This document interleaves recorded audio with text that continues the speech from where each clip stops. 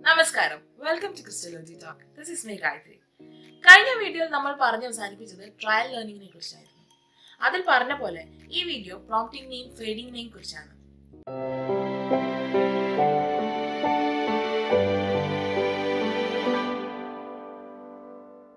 എന്താണ് പ്രോംപ്റ്റിംഗ്? കുട്ടികൾക്ക് ഒരു ഡിസൈർഡ് ബിഹേവിയർ അച്ചീവ് ചെയ്യാൻ എന്തെല്ലാം സഹായങ്ങൾ നമ്മൾ നൽകുന്നു, ഇതെല്ലാം പ്രോംപ്റ്റിംഗിൽ പെടും. സാധാരണ കുട്ടികൾ ചെയ്യുന്ന പല കാര്യങ്ങളും ഓട്ടിസം, ആസ്പെർജർ സിൻഡ്രോം എന്നീ അവസ്ഥയിലുള്ള കുട്ടികൾക്ക് മനസ്സിലാക്കാനും അതുപോലെ പെരുമാറാനും ബുദ്ധിമുട്ടുകളുണ്ട്. ഉദാഹരണത്തിന് നോക്ക്, തരൂ, വരൂ, പോകൂ എന്ന് പറയുമ്പോൾ അത് കുട്ടികൾക്ക് മനസ്സിലാക്കാനും അതിനനുസരിച്ച് പ്രവർത്തിക്കാനും ഇവരിൽ ബുദ്ധിമുട്ടുകൾ ഉണ്ടാക്കും. ഈ വക കോൺസെപ്റ്റുകൾ കുട്ടികൾ പഠിപ്പിക്കുമ്പോൾ നമുക്ക് ഒരുപാട് സഹായങ്ങൾ കുട്ടികൾക്ക് നൽകേണ്ടതായി വരും. ഈ സഹായങ്ങളെല്ലാം പ്രോംപ്റ്റിംഗിൽ പെടും. നമ്മൾ കുട്ടികൾക്ക് ചെയ്തു കൊടുക്കുന്ന കാര്യങ്ങളും കൈകൊണ്ട് നമ്മൾ കുട്ടികൾക്ക് വേണ്ടി ആക്ഷൻ ചെയ്യുന്നതും നമ്മൾ കുട്ടികൾ കാണിച്ചു കൊടുക്കുന്ന വിഷ്വൽസും എല്ലാം ഈ പ്രോംപ്റ്റിംഗിന്റെ ഭാഗമാണ്. എന്തെല്ലാം തരത്തിലാണ് പ്രോംപ്റ്റിംഗ് ഉള്ളത് എന്ന് നമുക്ക് നോക്കാം. ആദ്യമായി ഫിസിക്കൽ പ്രോംപ്റ്റിംഗ്. ഫിസിക്കലി നമ്മൾ കുട്ടികളെ സഹായിക്കുന്ന എന്ത് കാര്യങ്ങളും കുട്ടികളുടെ ഫിസിക്കൽ പ്രോംപ്റ്റിംഗിൽ വരും.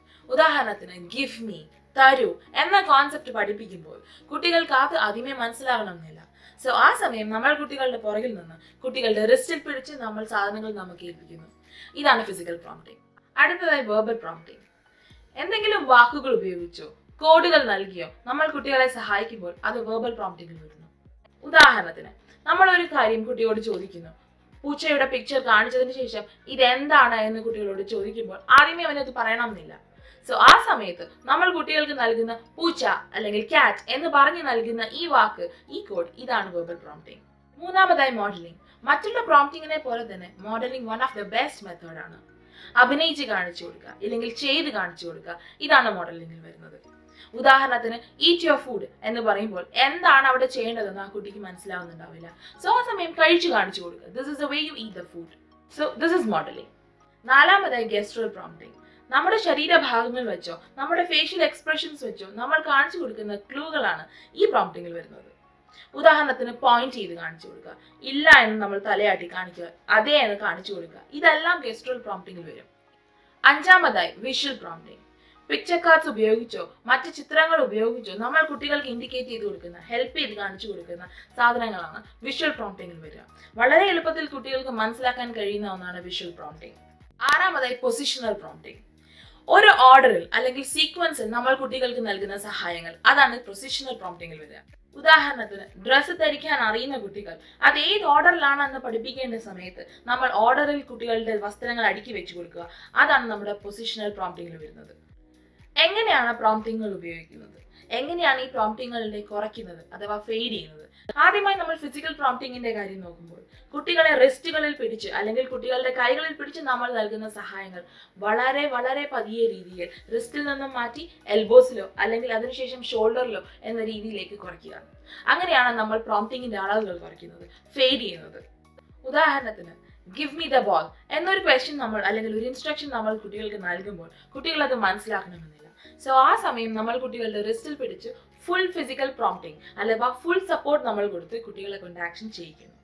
ആ ഡിസൈർഡ് ബിഹേവിയർ കുട്ടികൾ അച്ചീവ് ചെയ്യുന്നത് വരെ അല്ലെങ്കിൽ ആ ബിഹേവിയർ കുട്ടികൾ മനസ്സിലാക്കുന്നവരെ നമ്മൾ അത് റിപ്പീറ്റ് ചെയ്യിക്കുന്നു. ഒരു പ്രാവശ്യം കുട്ടികൾ അത് ഇനിഷ്യേറ്റ് ചെയ്ത് കഴിയുമ്പോൾ നമ്മൾ റിസ്റ്റിൽ നിന്ന് മാറ്റി നമ്മളുടെ കൈകൾ എൽബോസിൽ വെച്ച് കുട്ടികളെ സപ്പോർട്ട് ചെയ്യുന്നു. വെറുതെ ഒന്ന് കൊടുക്കാൻ മാത്രം സപ്പോർട്ട് ചെയ്യുക. സോ അതുപോലെ തന്നെ ഇൻസ്ട്രക്ഷൻസ് ചോദിക്കുമ്പോൾ ഉടനെ തന്നെ ഈ കാര്യങ്ങൾ അല്ലെങ്കിൽ ഉടനെ തന്നെ ഈ ആക്ഷൻ ചെയ്യാൻ ശ്രദ്ധിക്കണം. അതിനുശേഷം കുട്ടികൾ ഇനിഷ്യേറ്റ് ചെയ്യുന്നുണ്ട്, തനിയെ കൊടുക്കാൻ തുടങ്ങുന്നുണ്ട് എന്ന് കാണുമ്പോൾ ഈ എൽബോസിൽ നിന്നും കൈ മാറ്റി ഷോൾഡറിൽ മാത്രം വെച്ച് ഒരു ചെറിയ പുഷ്, ഒരു ചെറിയൊരു ഇൻഡിക്കേഷൻ മാത്രം നൽകുക. സോ ഇങ്ങനെയാണ് നമ്മൾ ഫിസിക്കൽ പ്രോംപ്റ്റിംഗ് കുറയ്ക്കുന്നത്. എങ്ങനെയാണ് വെർബൽ പ്രോംപ്റ്റിംഗ് നമ്മൾക്ക് യൂസ് ചെയ്യാം എന്ന് നോക്കാം. ഉദാഹരണത്തിന് കുട്ടികളെ നമ്മൾ ബോൾ എന്ന കോൺസെപ്റ്റ് പഠിപ്പിക്കുമ്പോൾ കുട്ടികൾക്ക് പിക്ചറോ അല്ലെങ്കിൽ യഥാർത്ഥത്തിലുള്ള ഒരു ബോളോ കാണിച്ച് നമ്മൾ കുട്ടികളെ കൊണ്ട് റിപ്പീറ്റ് ചെയ്യിപ്പിക്കുമ്പോൾ കുട്ടികൾ അത് മനസ്സിലാക്കി തിരിച്ചു പറയണമെന്നില്ല. സോ ആ സമയം എന്താണിത് എന്ന് ചോദിക്കുന്ന ഇൻസ്ട്രക്ഷനോടൊപ്പം തന്നെ ബോൾ എന്നൊരു ഉത്തരം നമ്മൾ നൽകുന്നു. ഇതാണ് നമ്മൾ കൊടുക്കുന്ന ഫുൾ വെർബൽ പ്രോംപ്റ്റിംഗ്.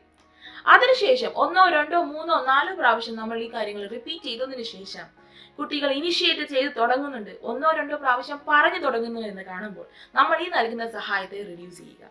ഉദാഹരണത്തിന് വാട്ട് ഈസ് ദിസ് എന്ന് ചോദിക്കുമ്പോൾ ബോൾ എന്ന പകരം ബ ബ എന്ന് മാത്രം ഒന്ന് ഇനിഷ്യേറ്റ് ചെയ്ത് കൊടുക്കുക. സോ അത് കേട്ടതിന് ശേഷം കുട്ടികൾ ഉറപ്പായും ബോൾ എന്ന് റെസ്പോണ്ട് ചെയ്യും. സോ ഇങ്ങനെയാണ് നമ്മൾ വെർബൽ പ്രോംപ്റ്റിംഗ് കുറയ്ക്കുന്നത്.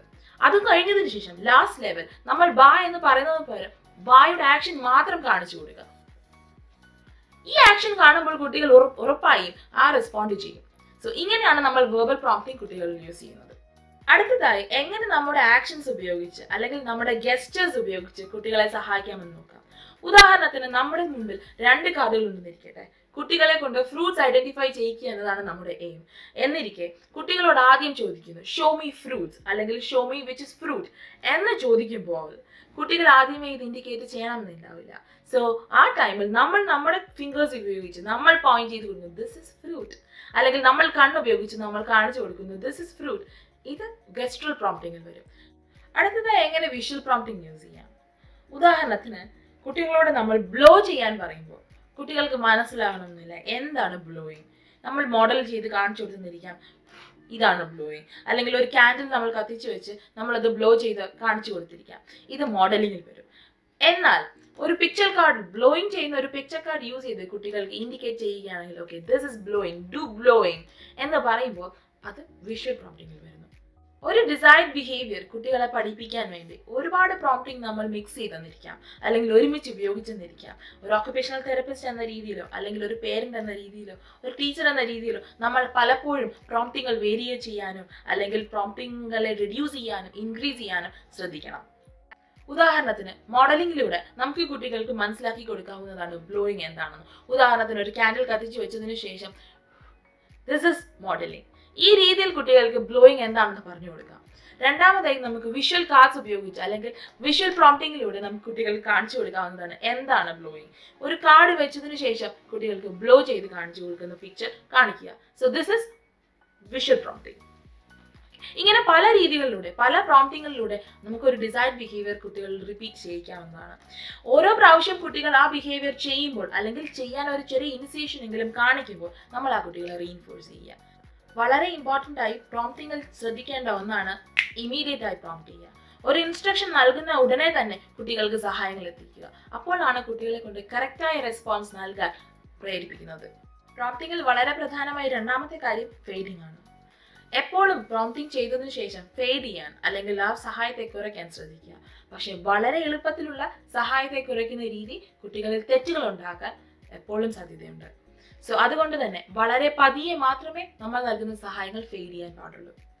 രണ്ടാമതായി കുട്ടികൾ എപ്പോഴും തെറ്റുകൾ വരാതെ അല്ലെങ്കിൽ കുട്ടികൾ തെറ്റായ റെസ്പോൺസ് നൽകാതെ ശ്രദ്ധിക്കുക. പ്രോംപ്റ്റിങ്ങിനെ കുറിച്ചും ഫെയ്ഡിങ്ങിനെ കുറിച്ചും കൂടുതൽ അറിയാനായി നിങ്ങൾക്ക് എനിക്ക് മെസ്സേജ് ചെയ്യാവുന്നതാണ്. ഈ വീഡിയോ ഇഷ്ടമായെങ്കിൽ ലൈക്ക് ചെയ്യുക, സബ്സ്ക്രൈബ് ചെയ്യുക, ഷെയർ ചെയ്യുക. This is me Gayatri. See you in the next video.